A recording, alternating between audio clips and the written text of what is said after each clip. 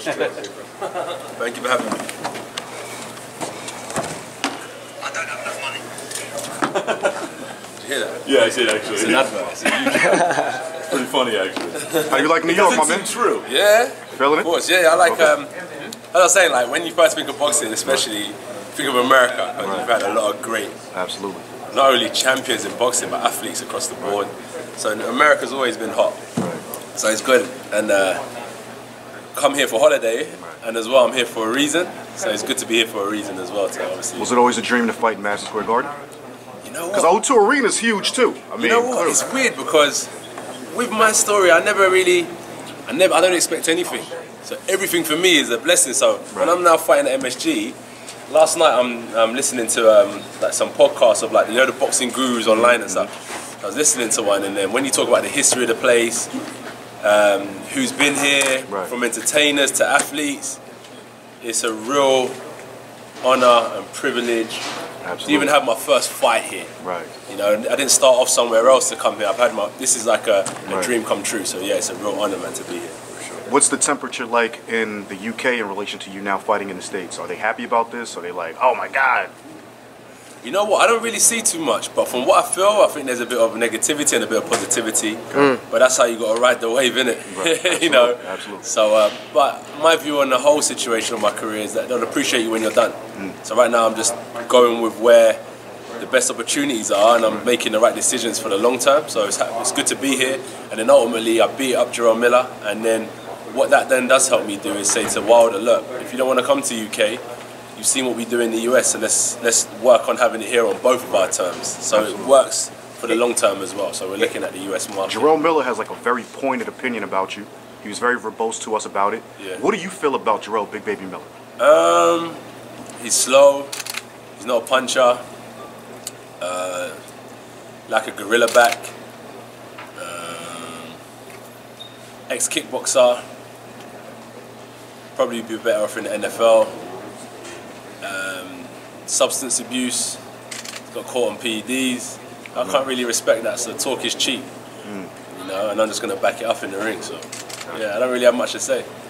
But you know, with me, right? I think like stats and facts don't lie. Records have been broken here in MSG, what we're doing. My stats don't lie when you compare records. So it's just jealousy, in my opinion. Just hate for no reason. I respect my opponents. If they disrespect me, they get the worst of me as well. So it's just negativity and hate, in my opinion, man. Yeah, you look better than on TV. I mean, what's your weight now? I can take this. I can take it. You see, it's black. It makes you look slim. So what condition are you? I mean, the fight. Right now, I think honestly, I'm about 115 kilograms, which is in a way, right. When I fought Klitschko around them times, I was 115 kilograms. But I was adopting a lot of like different training outside of boxing, and I've been doing just more boxing training and got this strength where I'm at now. So 115 kilograms with a lot more fluidity, and when full training camp swings, I think I want to stay around this weight, to be honest. As long as my punch output's good, my stamina's good, I'll find my weight naturally. What do you think of his stamina? It's not that good. He gasses out. Like, what's this about his stamina? I don't really rate his stamina. That I'm asking exactly. Yeah, like I've just seen a lot of people saying, "Oh, his stamina and he's a pressure fighter." A fighter gets tired when they get hit, and he gets hit a lot. So it doesn't matter how good your stamina is. If I keep on punching his jaw, his body, he'll soon fade. So he'll soon find out what it's like. Look, the best chance he has is to land a big right hand or a big left hook, but that's not really going to happen. So he's going to get beat. Do you envision him loading up for that purpose? Yeah, of course. It's what they resort to in sparring, when I spar, in fights sometimes. It's the fight or flight instinct, so it's give it that one shot before I blow a gasket and then I've got nothing left to give. So it's that last little spare of energy.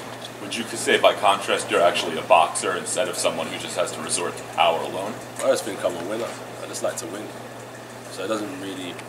I can fight on the inside, look at Povetkin, right hook to the body, left hook to the head, boom, follow it with a right hand. I've had certain fights where it's a straight 1-2 down the pipe. Fights where I've hurt people with uppercuts. So it's not so much like he has an unbelievable right hand. It's just more so like he'll find a way to kind of win, and he can do a bit of everything.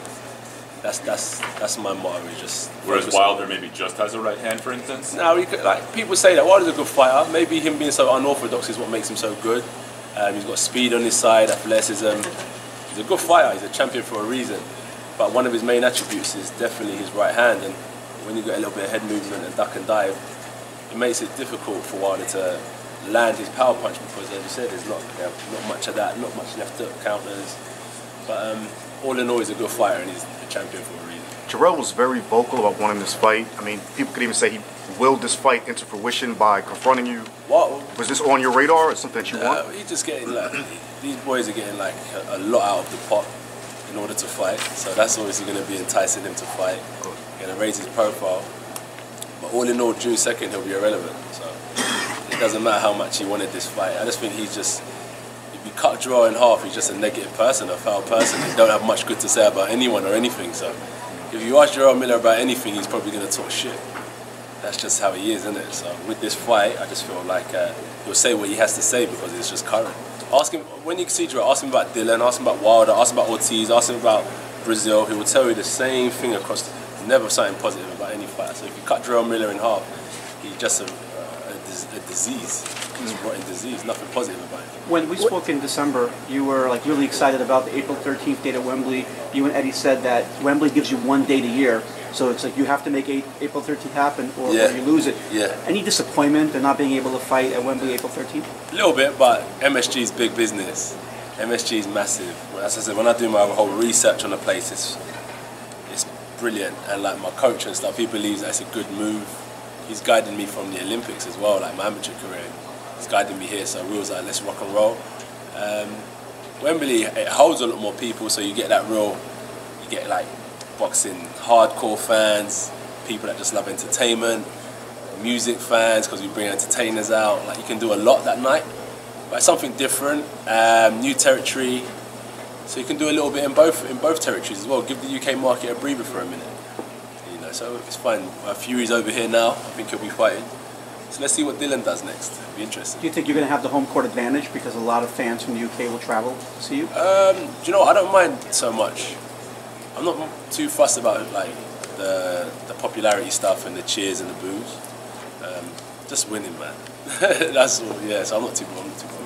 Natalie, how much did sitting ringside for the Canelo fight and seeing the atmosphere here, how much of that sell you on I need to fight here? Yeah, MSG's got a good, the way they've structured the seating platform is really good there. I don't think there's a bad seat in the house, which is good, so I don't got to put all my family ringside. It can be spread around the arena, so that's fine. And then the Canelo fight, I rate Canelo. Like, from when he fought Mayweather, how he's like, he took a loss, and I like without no rain, you don't appreciate sun, so he took a loss, appreciate what it's like to lose and bounce back, and he's been improving ever since. So watching him live, watching the way he was setting up his body shots, feints, and then watching the crowd, the Mexican crowd and the New York crowd and stuff, it was really, really good. I enjoyed it. Really enjoyed the atmosphere. I'm asking you. I can find something on Google. I can find something on Google. That's a longer conversation. Have after. But I think you just have to get used to it, right? And this is a new challenge. Because people the country seems to be breaking apart rather than... All over, there's massive issues. Middle East, America, China. There was a massive issue for like 10 years in America with the Klitschko's. It's not that they weren't good, it's that people found them boring and robotic. In America. I can't speak for what they thought of them in England.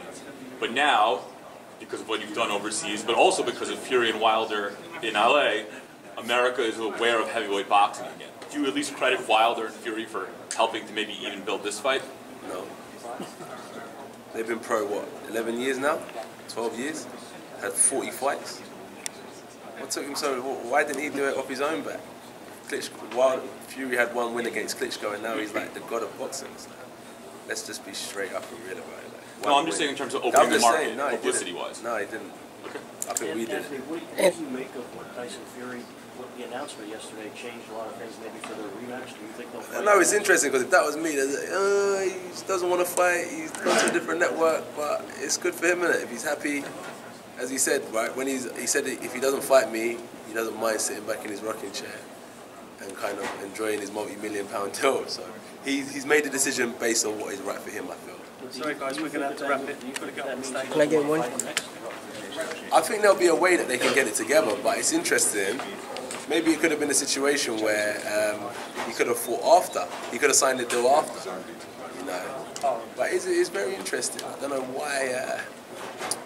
why he would have done that deal if it would have jeopardized the fight. But at the same time, I feel like he done the deal hoping that it wouldn't jeopardize the fight. They're keen on getting that rematch, aren't they? That's what jeopardized the April 13th day, is that Tyson Fury and Wilder rematch.